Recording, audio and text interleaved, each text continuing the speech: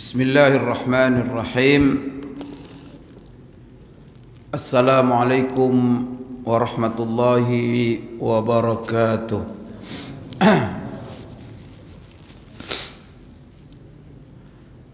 Alhamdulillahi rabbil alamin. Wa bihi nasta'in ala umuri dunya waddin. Wassalatu wassalamu ala ashrafil anbiya'i wal mursalin wa ala alihi wa sahbihi wattabi'ina lahum bi ihsanin ila yaumiddin, amma ba'd. Allahumma la ilma lana illa ma 'allamtana innaka antal alimul hakim. Rabbana zidna ilma warzuqna fahma. Allahumma inna nas'aluka ilman nafi'a wa rizqan tayyiba wa amalan salihan mutaqabbala. Allahumma ja'alna mimman yastami'una al-qawla fayattabi'una ahsana. Allahumma ja'alna birahmatika fi ibadikas salihin. Bapak-bapak, ibu-ibu, jemaah subuh, hafizakumullah wa ra'akum. Alhamdulillah, tidak henti-hentinya kita memuji, menyanjung, mengagungkan Allah sebagai rasa syukur kita kepadanya. Dan bahkan rasa syukur kita yang terhebat, yang tertinggi dalam kehidupan ini adalah menggunakan, mengerahkan semua yang Allah berikan kepada kita dalam rangka untuk beribadah kepadanya.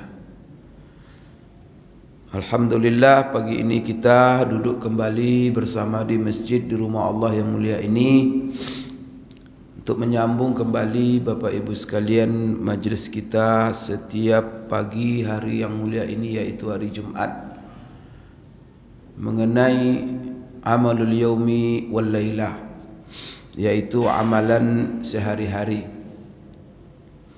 Yang mana amalan sehari-hari ini adalah membahas tentang rutinitas kita sehari-hari sebagai hamba Allah, sebagai seorang manusia yang tak lepas dari banyak kebutuhan, keperluan, baik yang sifatnya niscaya, daruri, atau yang sifatnya hajat, kebutuhan, atau yang sifatnya tahsiniyah, yaitu untuk memperelok diri.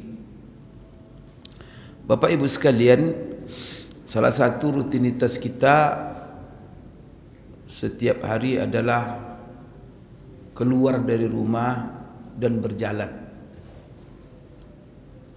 Jarang kita, Bapak Ibu sekalian, setiap hari itu hanya di rumah saja, apalagi berminggu-minggu di rumah. Selagi kita sehat, kita butuh keluar rumah. Dan kalau sudah keluar rumah, kita akan berada di jalan. Ketika kita berada di jalan, Bapak Ibu sekalian, maka bertemu kita dengan manusia, kemudian menemui macam-macam hal. Dan juga sebagian kita kadang-kadang jarang di rumah, hidupnya habis di jalan, dan mulai pergi 3 hari baru balik, di jalan aja. Oleh karena itu, agama kita membimbing bagaimana adab berjalan, supaya keluar kita dari rumah, kemudian kita berjalan, hendaknya berjalan itu membawa kebaikan untuk hidup kita.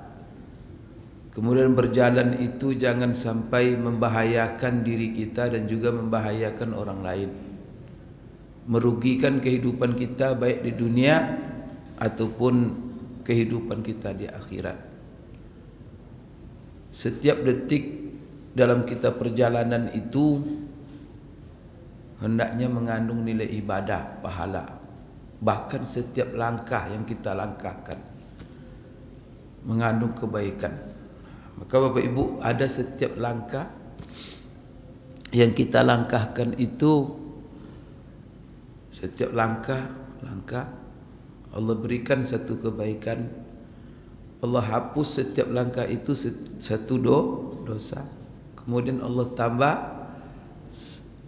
satu tingkat darajat. Keluar rumah kemana kita? Ke di antaranya ke masjid. Umpamanya ada lagi Bapak Ibu, keluar kita dari rumah itu terhitung oleh Allah berjihad di jalannya. Seperti man kharaja min baitihi fi talabil ilmi fahuwa fi sabilillah. Orang yang keluar dari rumahnya untuk menuntut ilmu, maka dia berada di jalan Allah. Artinya apa? Fisabilillah itu kan, maka ada namanya salah satu asnaf yang boleh menerima zakat, yang disalurkan zakat kepada mereka fisabilillah. Apa tafsirnya? Orang yang berperang di jalan Allah. Jadi Bapak Ibu sekalian, keluar rumah kita terhitung berjuang di jalan Allah. Maka salah satunya apa? Keluar dengan niat menuntut ilmu. Maka apabila kita keluar sekarang ini, Bapak Ibu jangan kira saya hanya keluar ini untuk ke masjid melaksanakan solat subuh saja.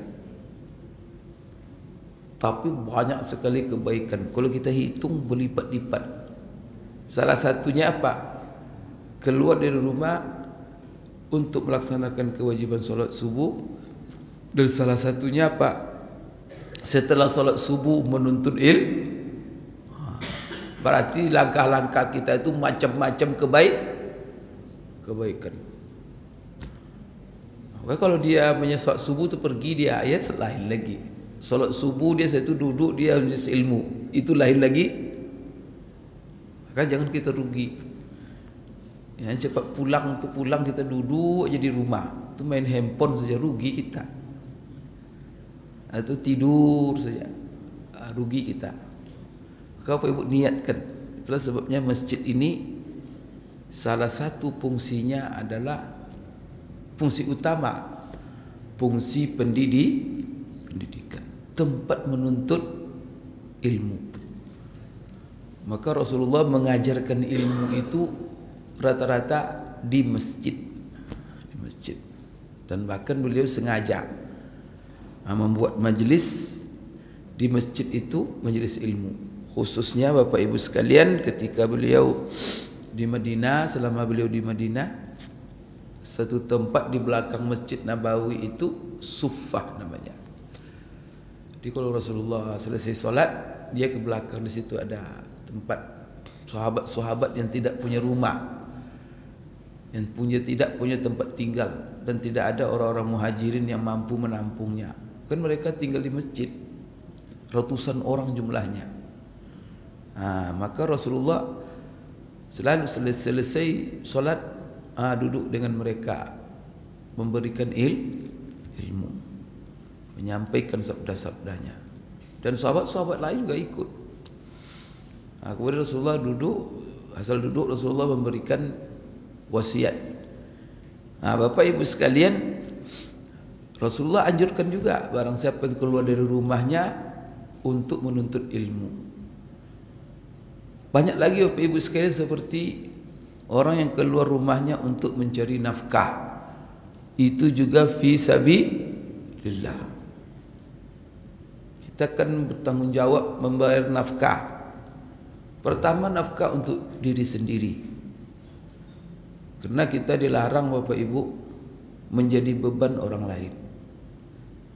Tak boleh kita jadi beban orang lain, khususnya laki-laki.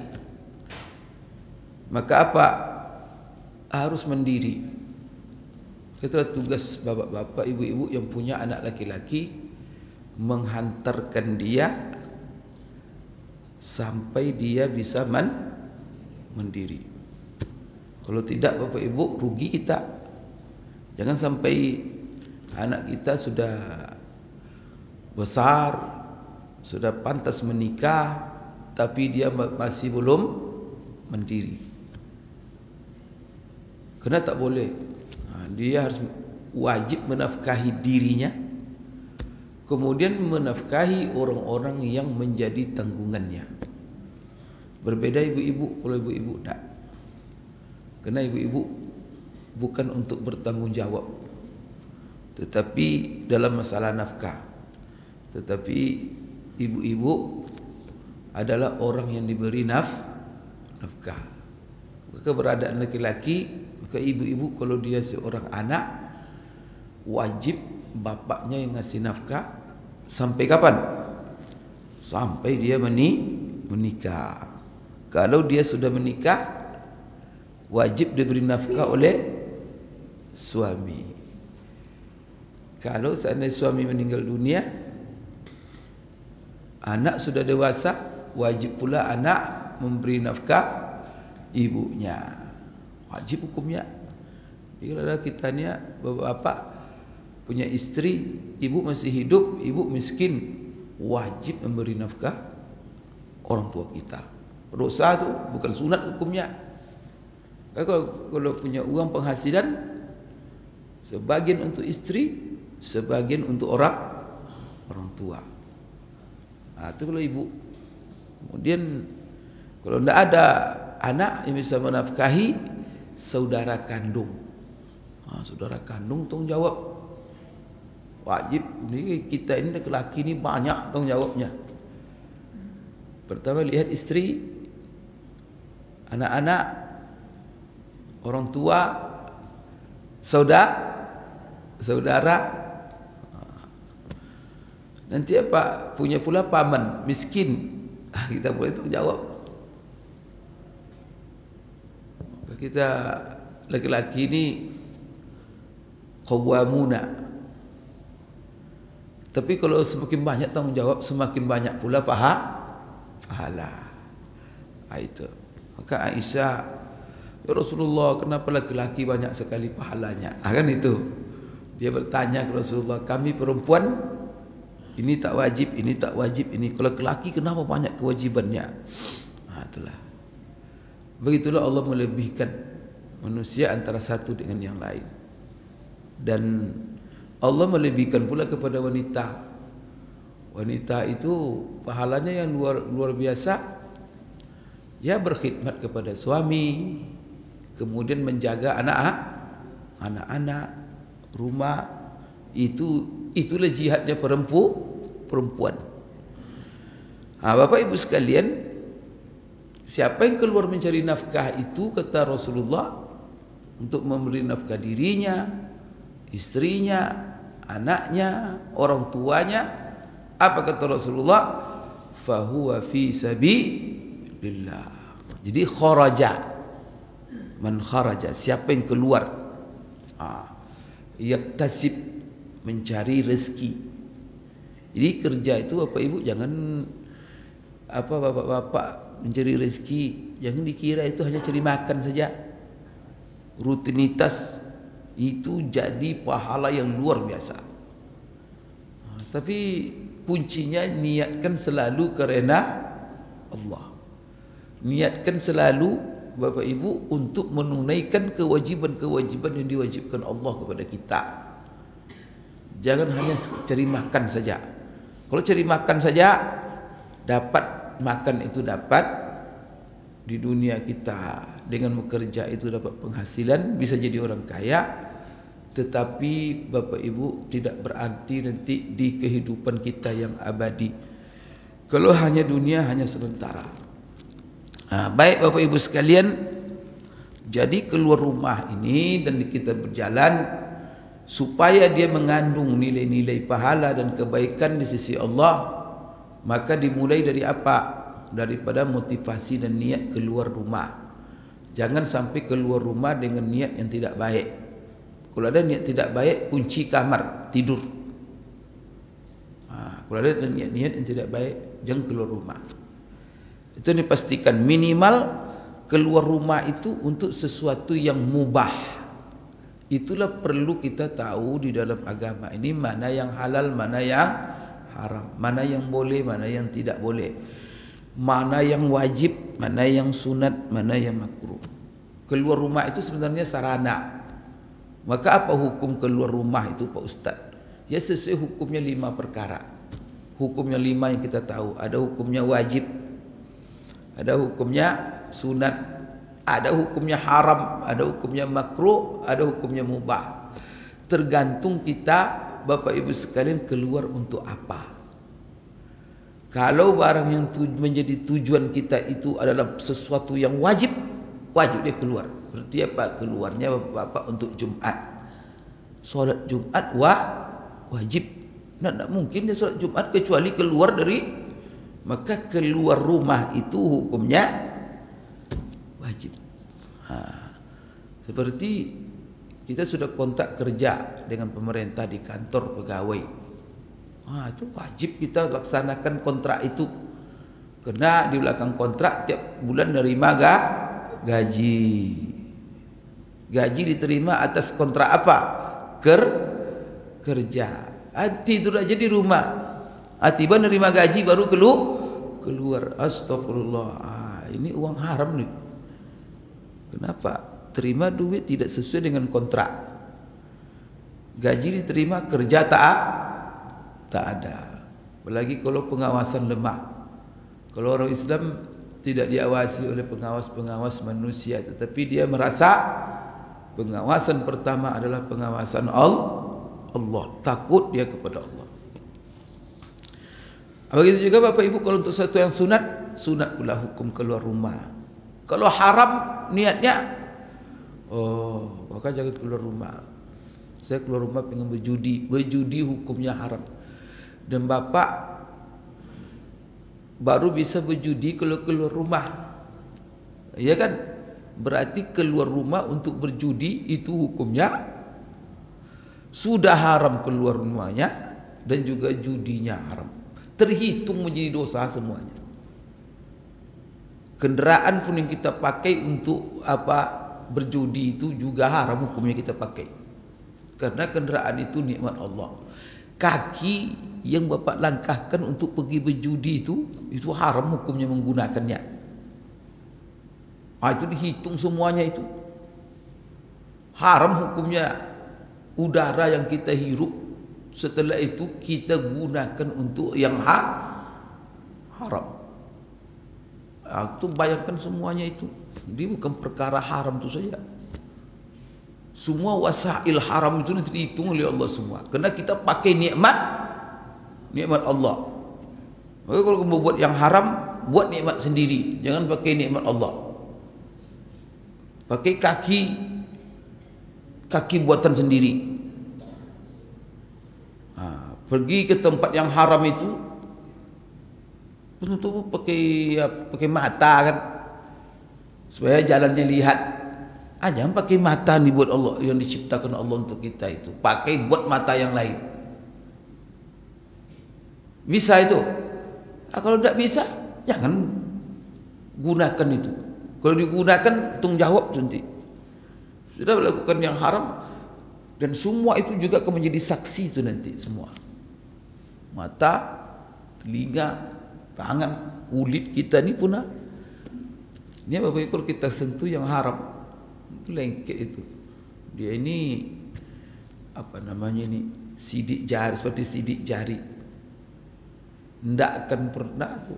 Maka kulit ini kalau kita menyentuh sesuatu yang haram, sudah di besok angkat bicara dia.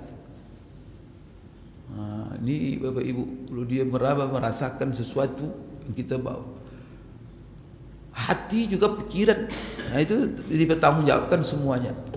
Maka di dalam Al-Quran, innas sam'a wal basara wal fuada kullun ulaika kana anhu mas'ula.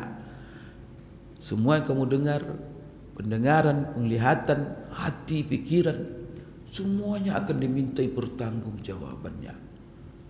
Maka saya ingatkan Bapak Ibu, diri saya sendiri, semua kita,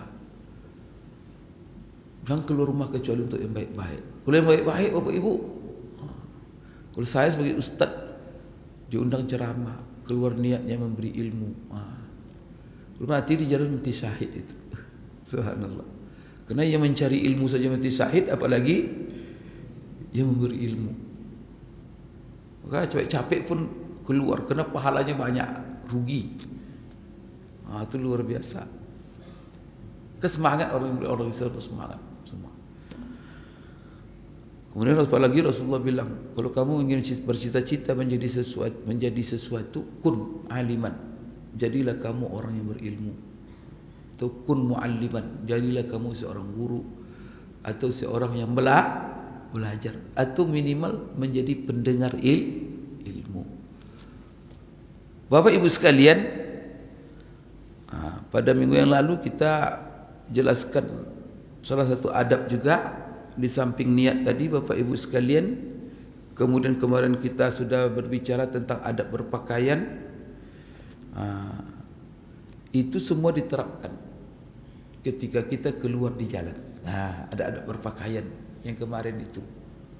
Maka salah satu adab kita di jalan, perhatikan adab berpakaian. Maka yang dilarang jangan dipakai. Yang dipakai itu apa? Minimal yang dibolehkan.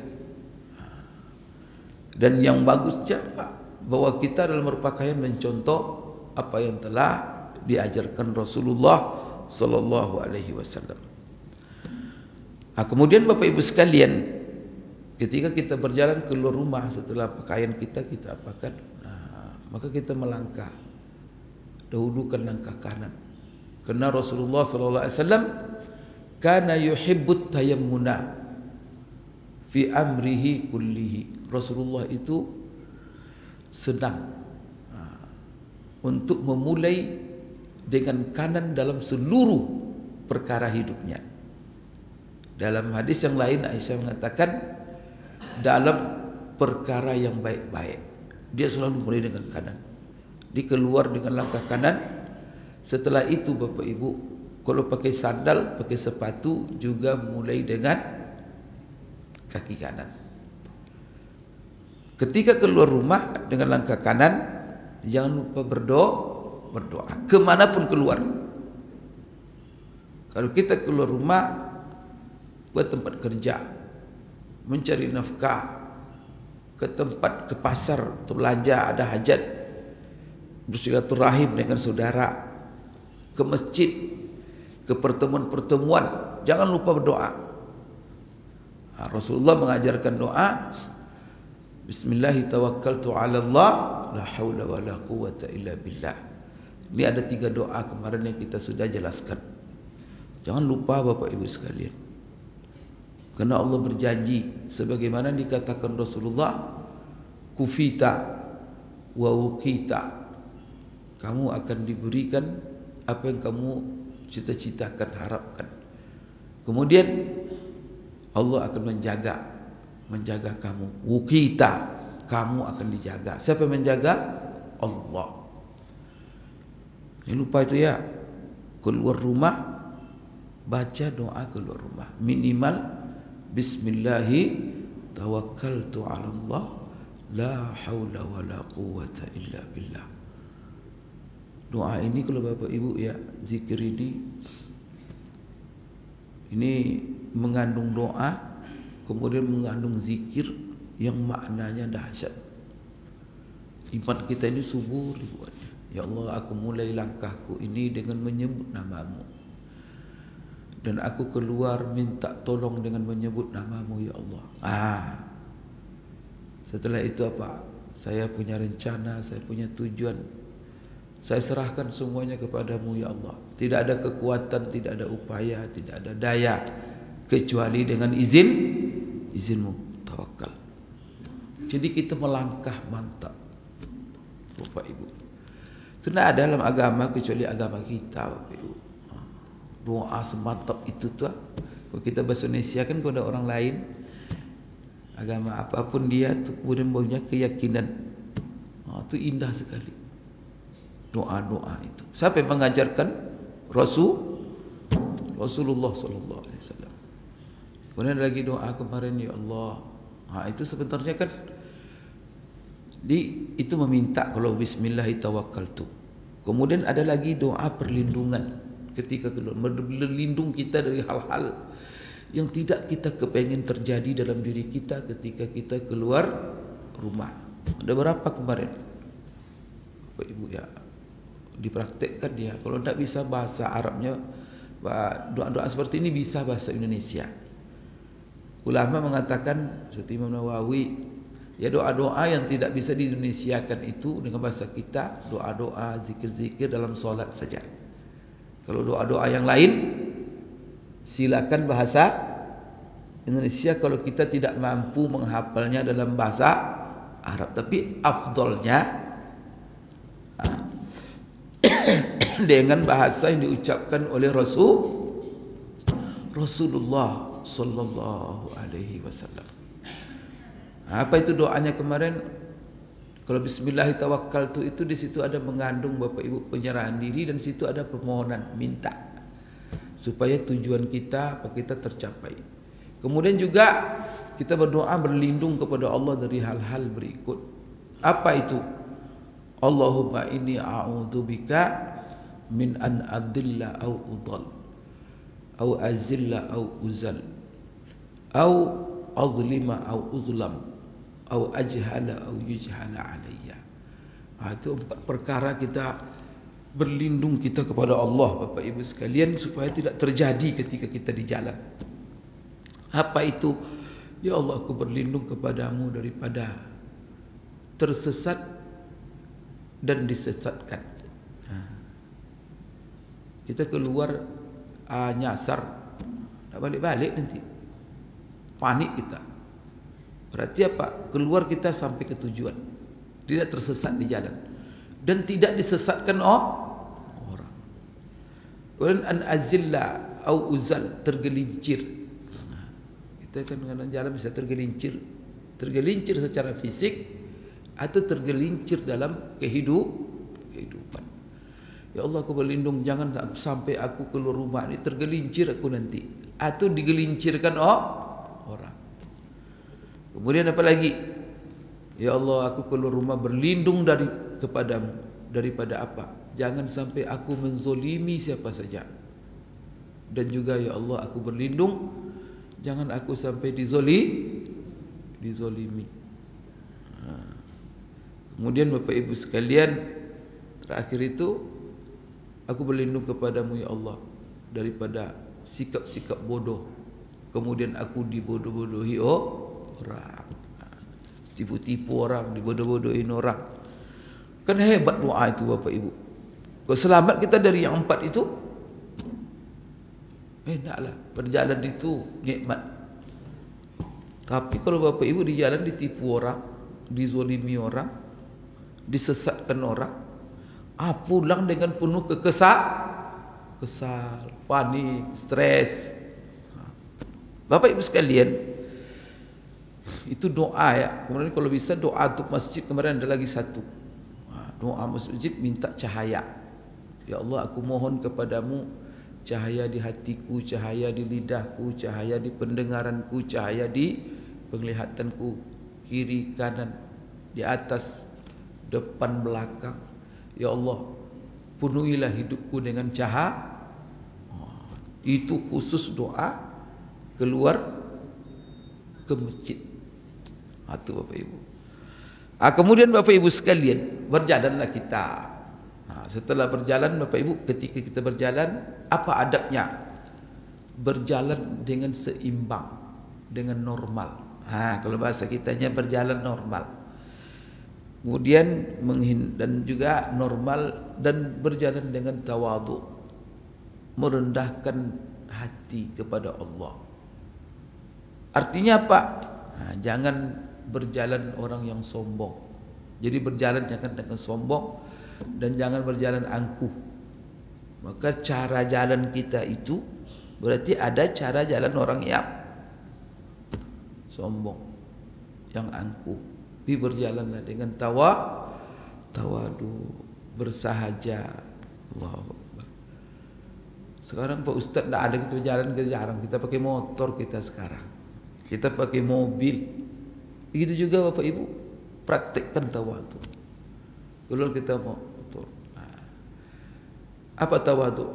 Bapak Ibu, kapan kalau ada orang naik motor tuh sombong, selisih dengan ibu, gimana? Gaya tak lihat aja, apalagi tetangga mau ditabrak kita tuh sombong. Dia ada kayak pula ban motornya itu sama kita. Kemudian itu tidak boleh. Jaga itu adab. Subhanallah. Bapak ibu kan bahagia kalau ada orang naik motor, berhenti dia, assalamualaikum. Dia kan salam kan. Dia ada mengucapkan salam. Dia berhenti dia mengucapkan salam. Bapak ibu sekalian, setelah itu kita salam itu kan enak tu. Dia menyemburkan senyum. Itu semuanya membahagiakan. Maka bapak ibu kan bilang itu kalau ada orang, ya Allah, orang tu mulianya, berhenti dia, kasih salam, negur, ya tak? Kesan baik.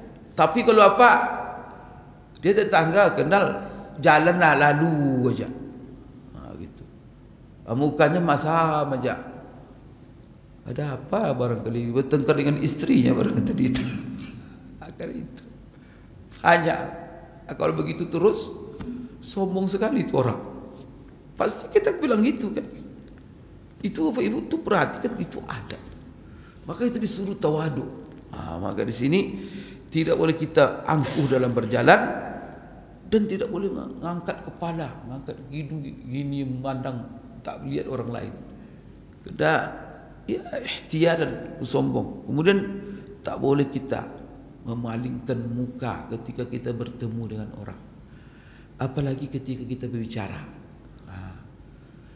Coba bapak ibu selisih kita ya, bapak-bapak ya, datang dia ke sini kita sana.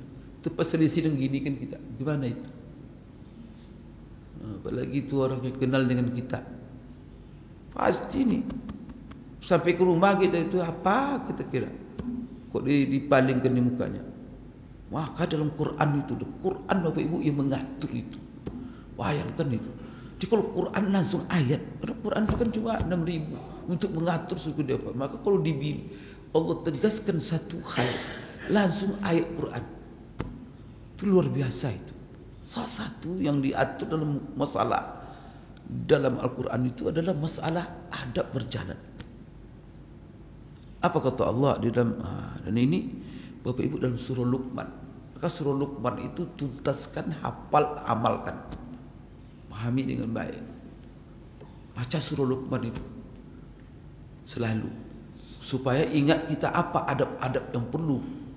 Karena itu pesan-pesan Luqman itu pesan-pesan Allah untuk kehidupan kita.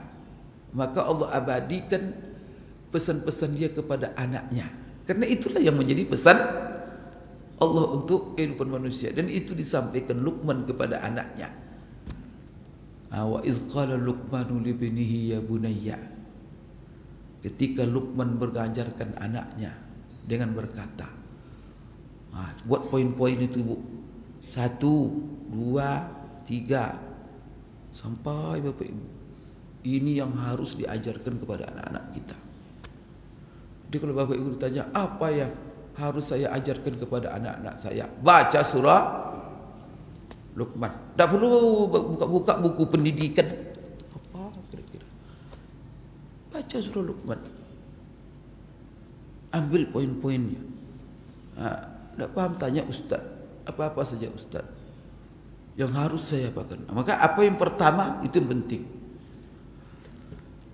Kemudian kan di situ pertama kan la tusyrik inna syirka la zulmun azim. Pertama adalah wanti-wanti, jangan kamu menyekutukan Allah. Berarti apa? Pertama yang harus ditanamkan tauhid. Maka sepakat ulama, yang pertama yang harus diajarkan kepada anak kita ketika dia sudah sadar tahu tauhid, bahwa yang menciptakan dia Allah, bahwa Tuhan yang mencipta itu tauhid rububiyah, tauhid uluhiyah, artinya menciptai, mengapa semua alam semesta ini mengatur menghidup Allah, dan yang berhak disembah, yang dihadapkan kepadanya ibadah hanya Allah. Itu ibu sekalian, ajarkan itu tauhid itu, dan tuntas diajarkan kebesaran Allah. Jadi tauhid itu bukan hanya bapak ibu Allah di atas, Allah di bawah, bukan itu maksud tauhid. Itu sudah ilmu kalam tu pak. Itu masalah ijtihad ulama. Kena ada sekarang Bapak Ibu sayang sekali. Itu aja diulang-ulang. Tauhid itu membuat orang mengagungkan Allah, membesarkan Allah. Kalau itu Allah di bawah, Allah punya tangan, Allah itu kering nanti hati kita. Tauhid dibuat berdebat-debat. Itu aja diajarkan. Memang begitu Nabi mengajarkan sahabat-sahabat. Itu masalah seperti itu kapan dibicarakan? Dibicarakan oleh di generasi yang ilmu kalam, teologi. Maka itu sudah berhubungan dengan filsafat sebenarnya. Kalau Rasulullah benar pula keagungan Allah. Di mana Allah akan itu. Sahabat-sahabat juga begitu. Artinya di mana Allah itu yang diinginkan adalah bahwa Allah melihat kita, memantau kita. Kan itu yang ditanamkan sehingga ada perasaan keyakinan dimanapun kita berada, apapun yang kita lakukan, Allah Maha melihat, Allah Maha tahu. Rasa itu. Sekarang orang mengajarkan tauhid tak apa-apa. Bapak Nabi di neraka atau di surga? Tak apa-apa hubungan dengan ibu Nabi di neraka atau di surga. Itu diulang-ulang. Ini Bapak Ibu, akhirnya apa? Bertengkar aja umat. Hilang tauhid nanti. Mereka dah bertengkar. Memang itu fokus tauhid, bukan itu fokus tauhid. Saya kadang-kadang sedih juga saya, Bapak Ibu. Kenapa itu ulang-ulang? Karena masalah, pada itu masalah khilafiyah. Di mana Bapak Ibu ulama kita yang kelibat saja Bapak Ibu berpolemik. Maka hindari hal-hal yang polemik itu. Kalau yang sudah meragu-ragukan kita, cepat-cepat baca a'udzubil. Hindar, stop. Situ pintu setan. Ini ulang-ulang terus. Kalau ini pinjam pancing, boleh cuma adik tanya-tanya itu aja tanyanya. Apa semuanya? Rasa mengagungkan Allah. Maka dalam Quran itu, wa ma qadarullaha haqqa qadri. Dia orang kafir itu dicerca oleh Allah karena mereka tidak mengagungkan Allah. Maka inti tauhid itu mengagungkan Allah, membesarkan Allah, merasa di bawah pengawasan Allah. Itu yang Bapak Ibu sekalian. Dan meyakini Allah segala-galanya. Ini yang harus kita menjadi keyakinan dia. Sehingga dia merubah sikap. Itulah sebabnya apa? Tauhid, Rasulullah langsung bilang sasaran. Untuk apa dia diutus? Untuk akhlak mulia. Akhlak mulia yang didasarkan kepada tauhid. Maka akhlak mulia, orangnya pemalu, orangnya jujur, orangnya amanah, orangnya penyayang. Dasarnya tauhid. Ini enggak dengan orang bermasa muka. Itu tauhid katanya. Tauhid apa itu? Orang bertauhid itu tidak. Orang bertauhid itu akhlak. Terus sebabnya kata Rasulullah, akmalul mu'minina imanan ahasinuhum akhlaqa. Orang yang sempurna imannya, orang yang paling mulia. Jadi iman yang harus kita tanamkan itu tauhid yang perlu kita tanam. Tak adalah tauhid yang membuat akhlak kita mulia. Kalau tak mulia akhlak gara-gara itu tauhid apa? Imannya bagaimana kita tanamkan kalau akhlak tidak mulia? Allahu Akbar. Siapa contoh kita? Rasulullah. Siapa contoh kita? Para sahabat Rasulullah. Alhamdulillah. Jadi Bapak Ibu sekalian, di jalan Rasulullah, Allah berpesan, langsung Allah katakan. Dan ini lewat nasihat Luqman kepada anaknya. Allah abadikan nasihat itu. Salah satunya nasihat penting. Bagaimana dia harus menemui manusia di jalan ketika bermuwajahah, berhadapan dengan orang lain. Apa kata Allah? Wala tusa'ir khaddaka linnas. Jangan kamu palingkan wajahmu dari orang lain. Allahu Akbar.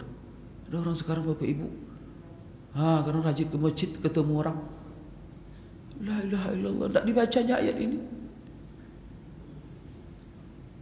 Wala tusa'ir khaddaka linnas.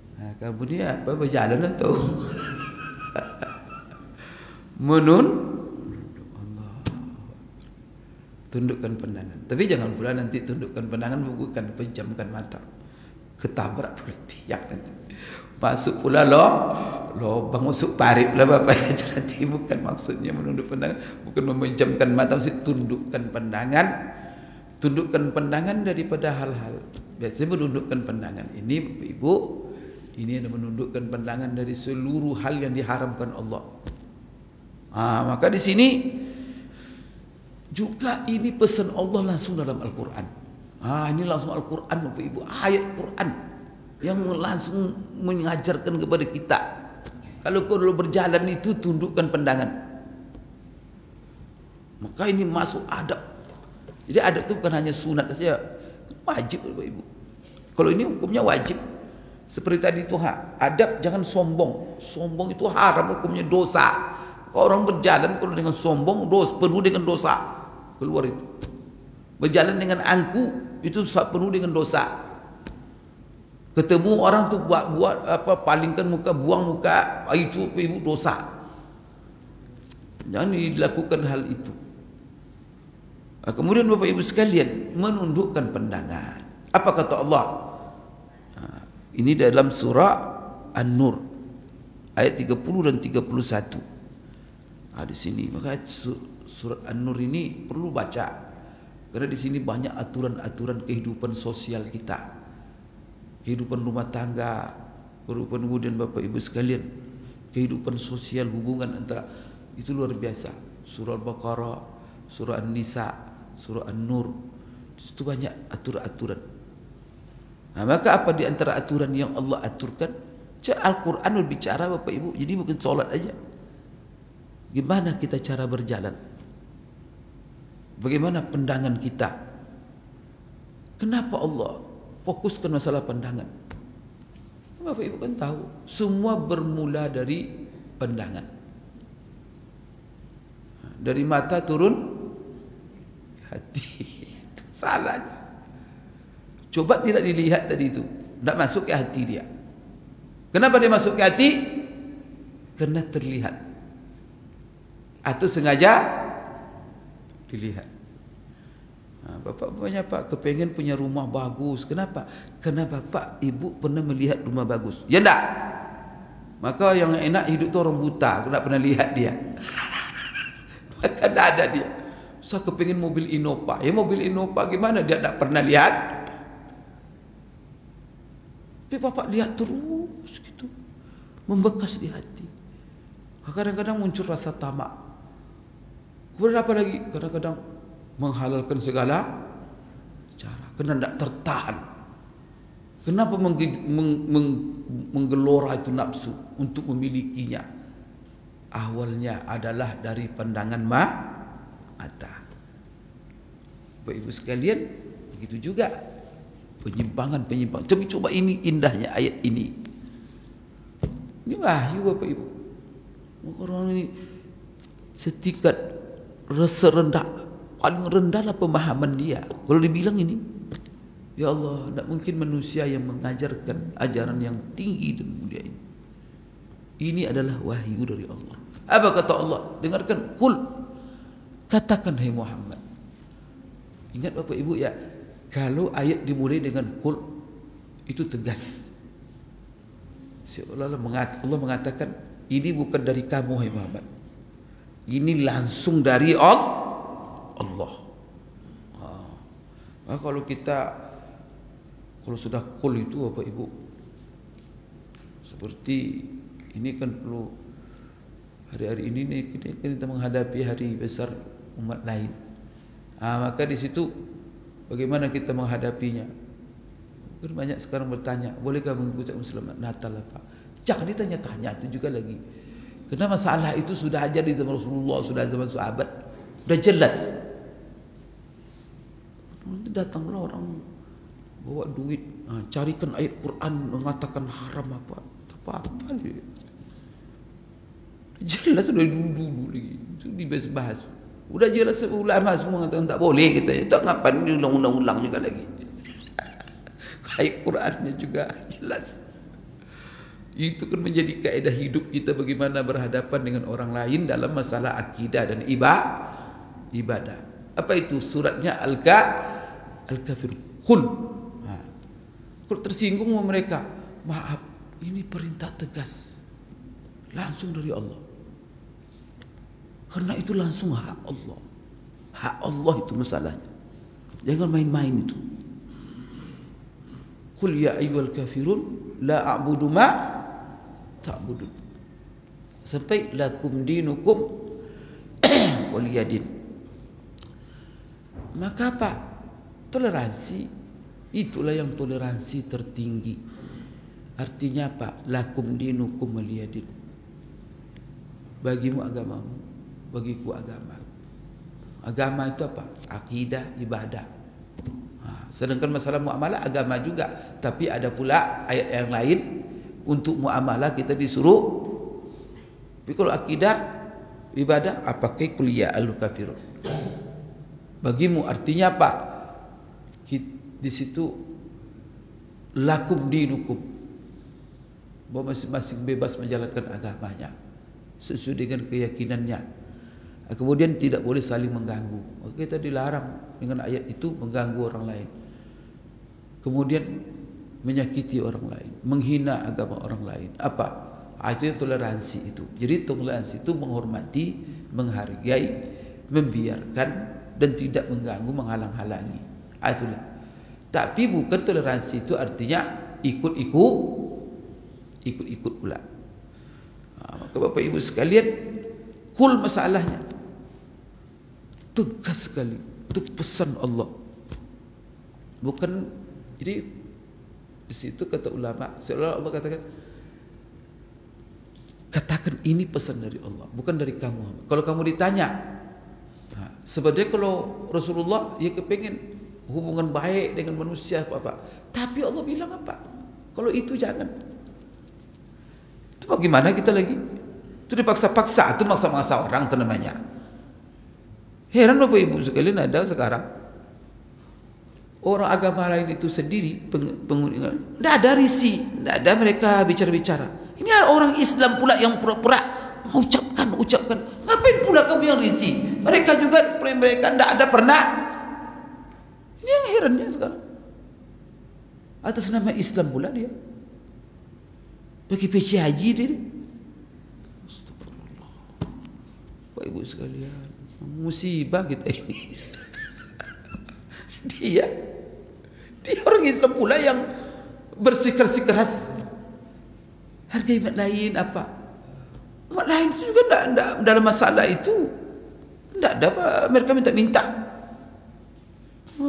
minta ucapkan selamat sama mereka apa? Tidak ada. Orang kita pula yang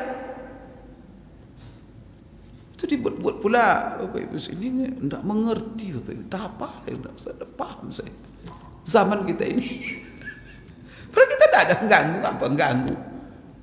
Ada masalah. Mengganggu itu haram hukumnya.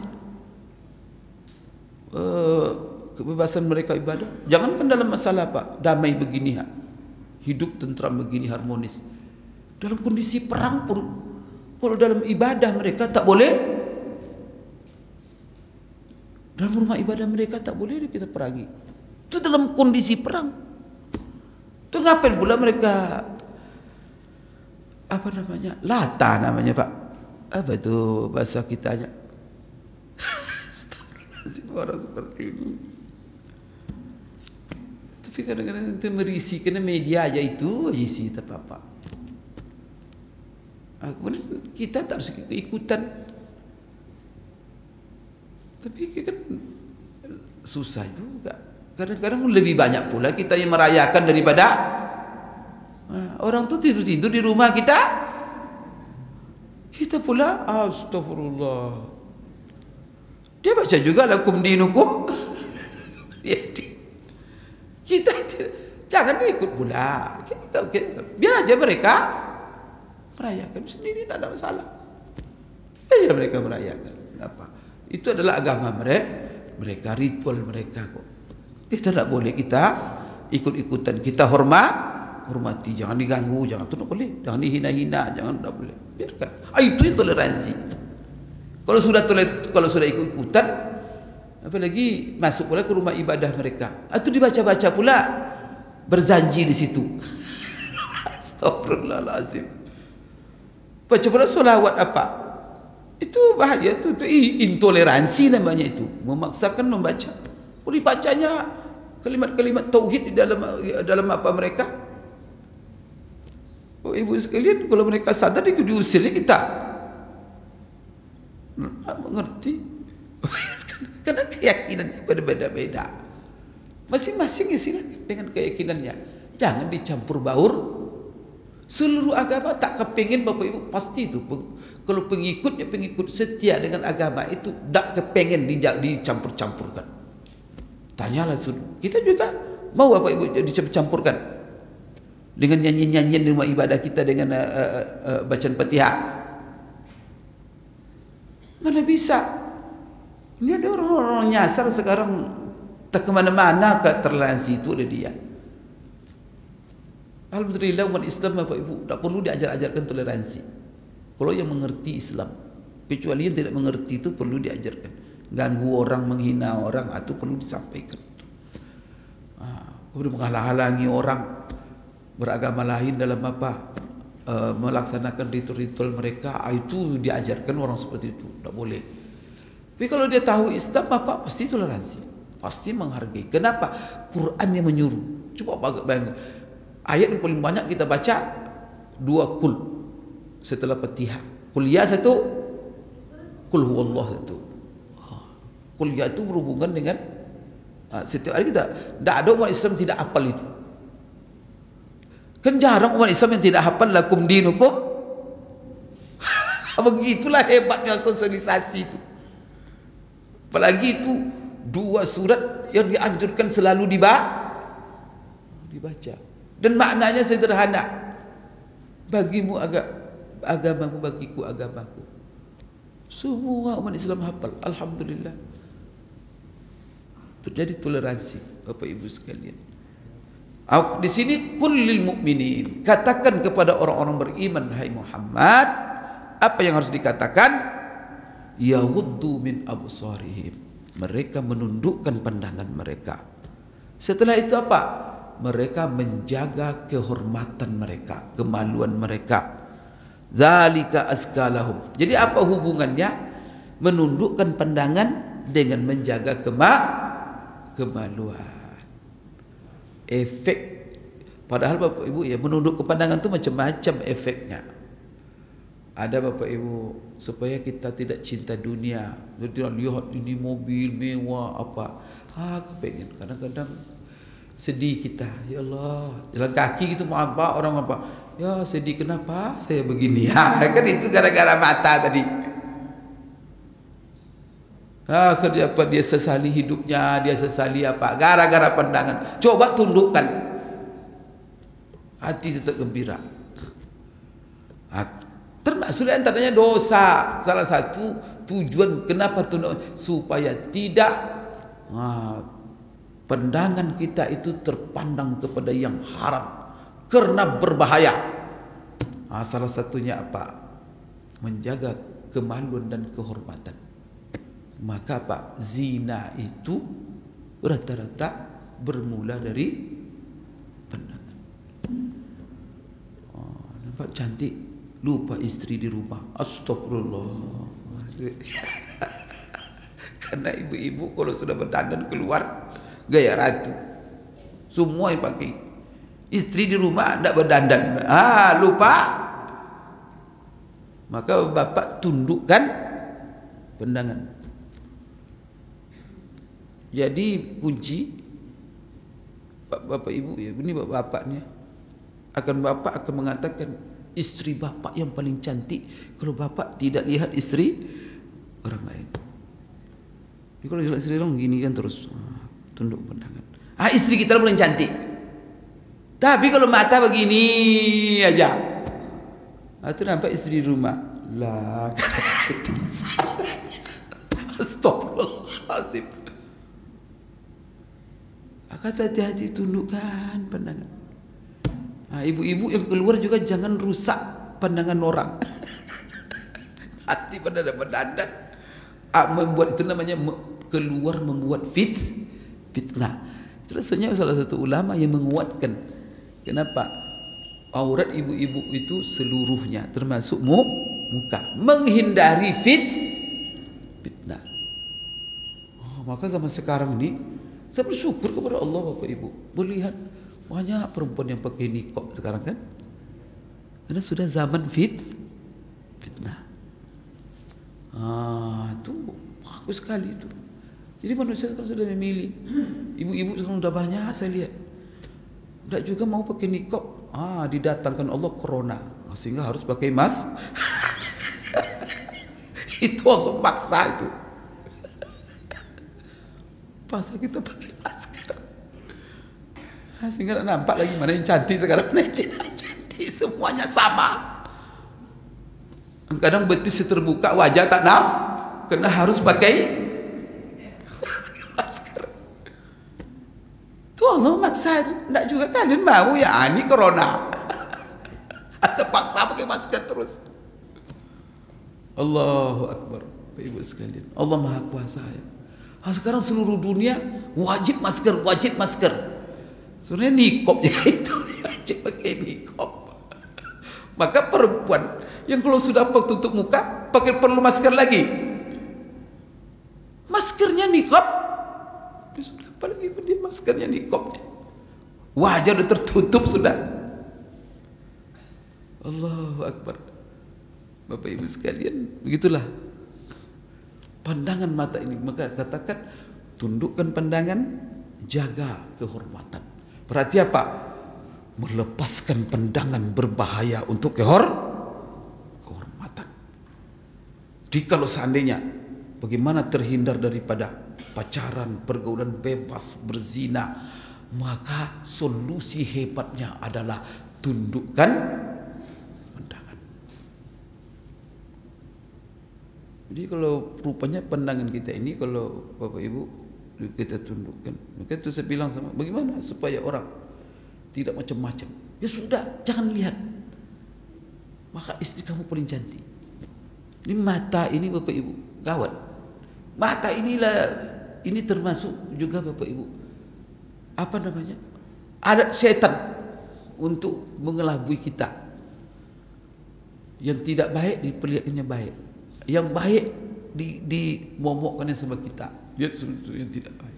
Bapak Ibu sekalian, ini pesan untuk laki-laki, pesan untuk perempuan. Bayangkan itu. Kullil mu'minin. Sekedar itu apalagi ayatnya? Wa kullil mu'minat. Biasanya Pak Ibu kalau disebut orang beriman, laki-laki, perempuan itu masuk. Tapi ini diuraikan lagi oleh Allah. Laki-laki khusus, perempuan, berarti perintah ini adalah perintah yang ketat, Bapak Ibu, yang harus kita perhatikan. Dan kemudian kedua-duanya dimulai dengan kun. Wah, kullil mu'min. Berarti Bapak Ibu sekalian, tingkat maslahatnya sangat besar sekali. Artinya apa? Kalau ini kita amalkan, akan menguntungkan manfaat hidup kita luar biasa. Tapi kalau ini dilanggar, berarti mudaratnya sangat. Bapak coba nanti pandangan anak-anak muda kita, kalau dia tundukkan pandangan, Allahu Akbar, bercahaya mukanya. Tapi kalau matanya liar, coba lihat mukanya nanti. Liar. Kata orang mungkin kayak pencilok saja. Tahu pencilok. Tapi kalau dia tundukkan pandangan, bersih. Bapak Ibu sekalian, terapi agama kita ini luar biasa. Ini luar biasa. Misalnya apa? Allah langsung yang mengajarkan kepada kita. Katakan, jadi apa manfaatnya kata Allah? Terjaga nanti kemaluan, kehormatannya, dan akan lebih bersih hati mereka. Hati bersih, otak bersih. Dzalika azka lahum. Karena demikian itu, kalau mereka jaga pandangan, jaga kehormatan, maka itu akan membersihkan hati mereka. Dan tetapi kalau kalian lepaskan pandangan, jangan kalian pura-pura tak tahu. Allah Maha tahu semua yang kamu lakukan. Kemana mata kamu pandangkan? Allah catat, tahu Allah. Maka Allah ujungkan, innallaha khabirun. Sesungguhnya Allah Maha tahu apa yang kamu lakukan. Maka itu gemetar kita tundukkan pandangan. Kalau mau lihat pandangan, ingat, innallaha khabirun. Luar biasa ayat itu. Wa qul lil mu'minati, katakan kepada wanita-wanita beriman mukminah, yaghdudna min absarihinna wa yahfazna furujahunna, supaya mereka menundukkan pandangan. Maka yang paling berbahaya melepaskan pandangan laki-laki.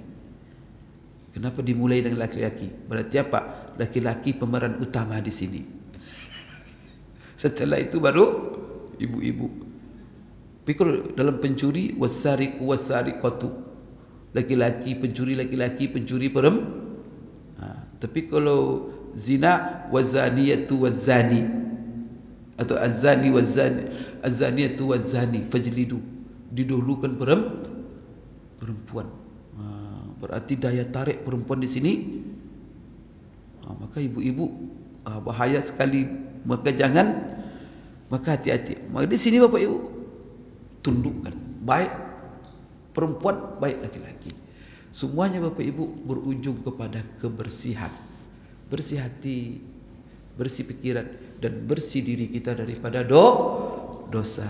Karena itu akan mengundang dosa. InsyaAllah Bapak Ibu sekalian akan kita lanjutkan menjelaskan ayat ini pada minggu yang akan datang. Karena ayat ini penting sekali Bapak Ibu. Karena ini di sini aturan supaya hidup kita ini baik di dunia ya, hati kita bersih. Kemudian apa lagi? Bersih di sini bukan apa? Bersih dari dosa. Kalau pandangan ke bawah, banyak terhindar dari hal-hal yang haramkan. Kalau sudah pandangan lepas, masuk ke hati. Hati nanti masuk ke nafsu. Nafsu nanti ditiup-tiup setan. Macam-macam yang dibuat. Semuanya berawal dari. Maka banyak orang setelah terjerumus dosa, ya Allah, alangkah baiknya saya buta dulu ya Allah. Maka orang buta itu bersyukur jadi orang buta sekarang ini. Kenapa? Maka itu ada ulama Bapak Ibu. Seperti saya baca riwayat Syekh bin Baz, itu Syekh ulama besar Saudi, mufti Saudi. Buta dia. Tapi butanya katanya tidak buta dari kecil. Karena saking dia banyak membaca sehingga pandangan matanya melemah sampai umur sekian tahun, 20 sekian tahun tak melihat dia. Datang semua orang untuk membawanya untuk supaya dirawat dia Maka apa dia bilang? Biarkan saja. Itu banyak hikmahnya. Supaya apa? Barangkali Allah mengurangi dosa.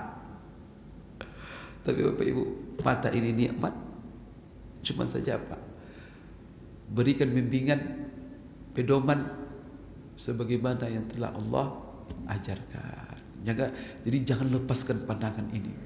Hanya lepaskan pandangan kepada yang baik-baik. Yang tidak baik-baik, maka tutup pandangan. Tundukkan pandangan kita. Khususnya di jalan, selalulah menundukkan pandangan supaya tidak terpandang pada yang dalam. Itu dapat saya sampaikan pagi ini, Bapak Ibu sekalian. Mohon maaf atas kekurangan. Terima kasih telah perhatian. Aku qouli hadza wa astaghfirullah li wa lakum. Subhanakallahumma rabbana wa bihamdik asyhadu an la ilaha illa anta astaghfiruka wa atubu ilaik. Wabillahi taufiq wal hidayah. Assalamualaikum warahmatullahi wabarakatuh.